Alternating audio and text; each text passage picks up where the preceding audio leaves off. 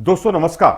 आप मेरे पीछे तीन चित्र देख रहे हैं, मुशफिकुर रहीम और राहुल द्रविड़ का, और साथ ही अगर आप देखें तो दूसरा आप चित्र देख रहे हैं शाहीन शाह अफरीदी और शमी का, और साथ ही आप तीसरा चित्र भी अगर आप देखें तो आप यहां पर देख सकते हैं चेतेश्वर पुजारा और मोहम्मद रिजवान का। अब तीनों में एक सिमिलरिटी है। अगर सिमिलरिटी ये है कि ये खिलाड़ी अपने अपोजिशन टीम के खिलाड़ी से मदद ले रहे हैं, और मदद लेने में कोई बुराई भी नहीं है, क्योंकि अब ये बहुत ही दकियानूस सोच है कि हम सिर्फ अपनी ही टीम के बारे में सोचेंगे, और अगर अपोजिशन टीम का कोई खिलाड़ी आता है और आपकी शरण में आता है, पूछता है, बेसिक्स पूछता है, तो उसको मदद करने में कोई बुराई नहीं है। आप तीनों चित्रों में आप देख सकते हैं ये बहुत ही रोमांचक पल हैं।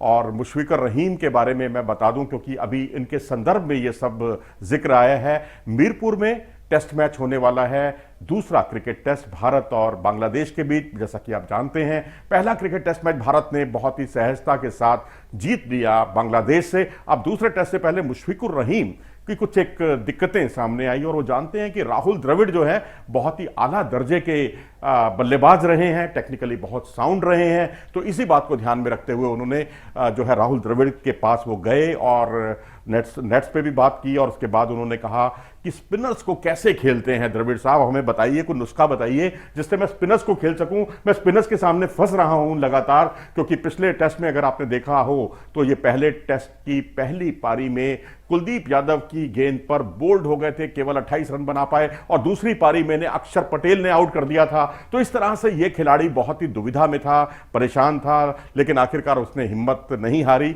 क्योंकि बहुत पुराना इनका परिचय है। और राहुल द्रविड़ जब खेला करते थे मुशफिकुर रहीम, तब से इनका बहुत सम्मान करते हैं। तो मुशफिकुर रहीम द्रविड़ के पास गए और दोनों को बहुत देर तक जो है एक साथ देखा गया। द्रविड़ उनको समझा रहे थे कि स्पिनर्स के सामने कैसे खेलना है, उनको कैसा उनका सामना करना है, और उसके बाद जो है दोनों आपस में गले लगे। बहुत ही अच्छा विहंगम दृश्य था वो, देखने में बहुत ही रोमांचित करने वाला वो दृश्य था। लेकिन इसके अलावा अगर हम आपको याद दिला दें कि शाहीन शाह अफरीदी एक बार एक मौके पर मोहम्मद शमी के पास गए थे और कहा कि शमी भैया हमें जरा बताओ जरा कि कैसे गेंद को स्विंग कराना है, कैसे सीम मूवमेंट को पटका जाता है। आप बहुत अच्छी सीम को पटकते हो ज़मीन पर, और पिच पर जो आपकी जो सीम है बहुत ही सटीक बैठती है।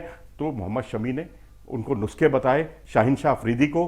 कोई उसमें हिंदुस्तान पाकिस्तान वाला या विपक्षी टीम वाला कोई मतभेद दोनों में नहीं दिखाई दिया। और इसके अलावा हम आपको याद दिला दें कि मोहम्मद अजहरुद्दीन भारतीय टीम के कप्तान हुआ करते थे 1989 में। उनका खराब दौर चल रहा था और वो जैसे तैसे भारतीय टीम में चुने गए। उनको लग रहा था कि अब उनको टीम से बाहर किया जा सकता है, और वो जहीर अब्बास की शरण में चले गए। जहीर अब्बास जो आला दर्जे के बल्लेबाज थे, भारत में उनका बहुत सम्मान है, क्योंकि जब भारत के साथ जो सीरीज हुई थी उसमें वो आउट ही नहीं होते थे, बहुत मुश्किल से उनका विकेट मिलता था। तो अब ऐसे खिलाड़ी ने उनको बताया कि आप थोड़ा सा ग्रिप को इस तरीके से पकड़ें, यानी ग्रिप में मामूली सा परिवर्तन कराया उन्होंने अजहरुद्दीन का, और अजहरुद्दीन फॉर्म में आ गए। तो फिर उसके बाद लंबे समय के बाद मोहम्मद अजहरुद्दीन ने 2016 में यूनिस खान की मदद की। यूनिस खान के बारे में भी यूनिस खान उनकी मदद उन्होंने मदद की दरख्वास्त की थी उनसे, और उन्होंने कहा कि आप जो है खेलिए, आराम से खेलिए, कोई टेंशन मत रखिए, शरीर के थोड़ा सा नज़दीक से खेलिए। बस इतनी सी उन्होंने एक राय दी थी जो यूनिस खान के बहुत काम आई, और यूनिस खान ने बहुत शानदार जो है पारी खेली थी इस टिप्स के बाद। इसके अलावा अगर आप देखें तो हैरिस राउफ जो है भारतीय दौरे में, जो ऑस्ट्रेलिया का दौरा था उसमें हैरिस राउफ जो है बिग बैश लीग के लिए ऑस्ट्रेलिया में मौजूद थे, और उन्होंने भारतीय नेट्स में, इंडियन नेट्स में आकर बॉलिंग की थी। और उस वक्त उन्होंने पहले अनुमति ली और फिर भारतीय खिलाड़ियों को गेंदबाजी कराई, और फिर हार्दिक पांड्या ने कहा तुम्हारा फ्यूचर अच्छा है, और उनके कंधे पे हाथ रखा, और हैरिस राउफ ने ये खुलासा किया। तो ये बहुत ही गुदगुदाने वाला पहलू है। और एक ससेक्स काउंटी की और का एक उदाहरण मैं आपको और देना चाहूँगा, जहां मोहम्मद रिजवान और चेतेश्वर पुजारा एक ही टीम से खेलते हैं, और दोनों ने 150 प्लस की एक पार्टनरशिप भी की है। और उसके बाद जो है ये रिजवान का बड़प्पन कहिए कि उन्होंने आकर पब्लिकली ये बात स्वीकार की कि उन्हें चेतेश्वर पुजारा बहुत सज्जन आदमी है, उनसे बहुत मदद मिली, और उन्होंने ही उन्हें बताया था कि आप वाइट बॉल क्रिकेट ज़्यादा खेलते हैं तो इसलिए शरीर से दूर खेलते हैं, थोड़ा शरीर के पास से शॉट लगाना शुरू कीजिए तो आपकी बल्लेबाजी में निखार आ जाएगा। और वही कुछ हुआ, उन्होंने बहुत ही शानदार बल्लेबाजी का परिचय दिया, हाफ सेंचुरी बनाई, और दोनों ने मिलकर 150 प्लस की पार्टनरशिप की। तो इससे कहते हैं एक दोस्ताना संबंध, जब आप क्रीज पर होते हैं, मैदान पर होते हैं, तो आपके लिए दुश्मन नहीं होता अपोजिशन।